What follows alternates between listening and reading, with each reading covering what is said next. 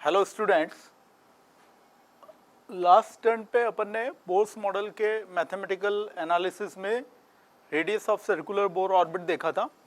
आज हम velocity of electron in this circular Bohr orbit को स्टडी करेंगे। तो वही हमारे जो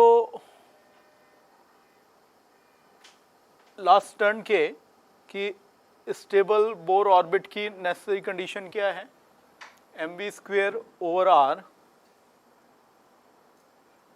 इज इक्वल टू ये सेंट्रीफ्यूगल और ये फोर्स ऑफ अट्रैक्शन। तो इसे हमने लिख दिया था mv square over r, diagram वही सर्कुलर बोर ऑर्बिट वाला। Q1 इलेक्ट्रॉन है और Q2 यहाँ पे न्यूक्लियस है। तो 1 प्रोटॉन का चार्ज E, जेड का जेड ई। तो ये क्या है कि जेड ई स्क्वेयर ओवर आर स्क्वेयर, तो आर से आर गया, यानी फर्स्ट इक्वेशन क्या हो गया, mv square is equal to K Z E square over R. साथ ही साथ हम जानते हैं कि quantization of angular momentum mvr is equal to nh over 2 पाई।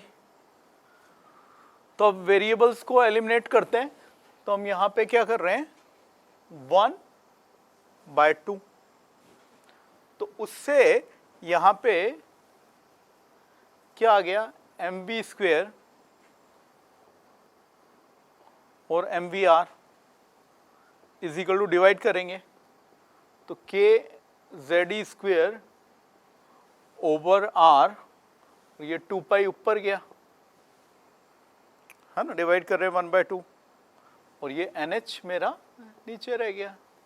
अब कॉमन टर्म्स को मैं यहाँ पे कैंसिल करूँगा, जैसे R से R जा रहा है, mv और mv स्क्वेयर गया तो केवल v बचा। तो यही तो अपन फॉर्मूला निकालना चाह रहे हैं। तो v और vn जो फॉर्मूला आ गया 2 पाई Z okay K E square over NH without putting the values of constant. इस फॉर्म को भी आपको याद तो रखना ही है।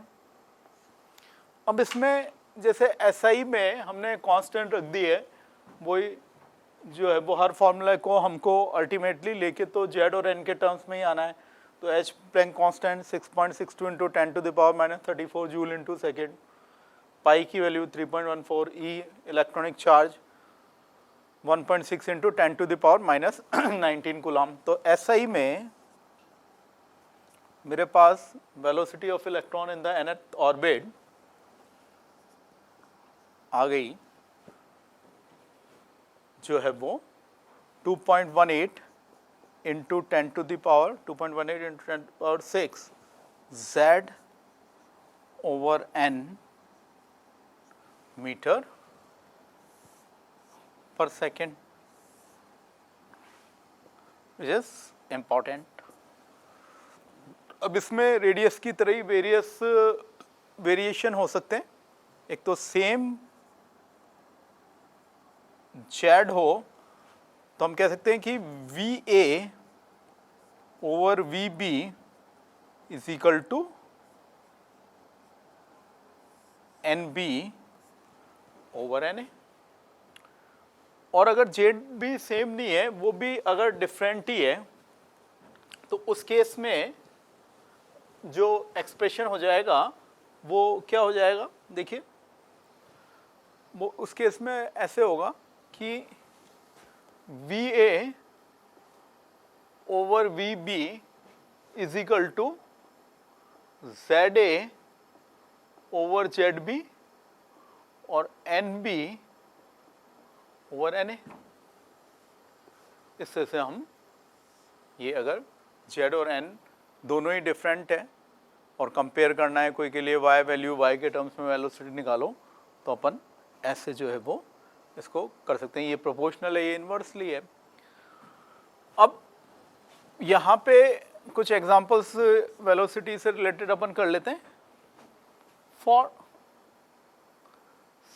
Same z v1 v2 v3 v4 इनका ऑर्डर क्या होगा जी?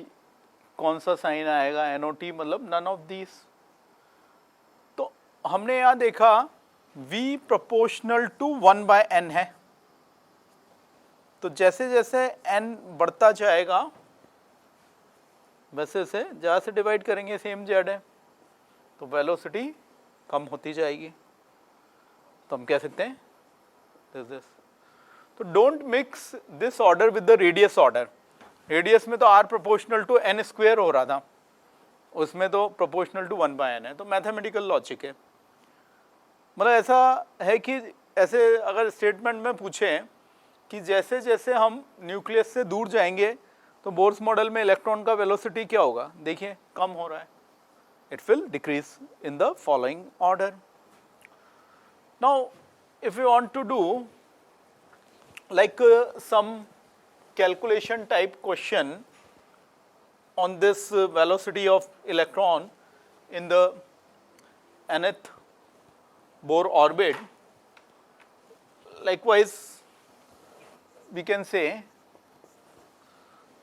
determine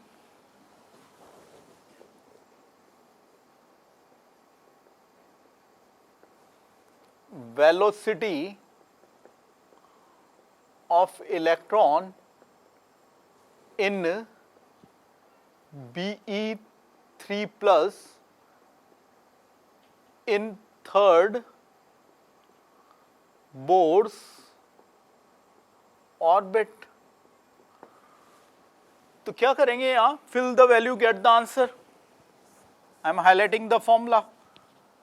यूनिट का ध्यान रख लीजिए, है ना, 10 to the power 6, और वो लाइट से तो कम ही है ना, लाइट में 10 to the power 8 मीटर पर सेकेंड है। तो in the solution we can से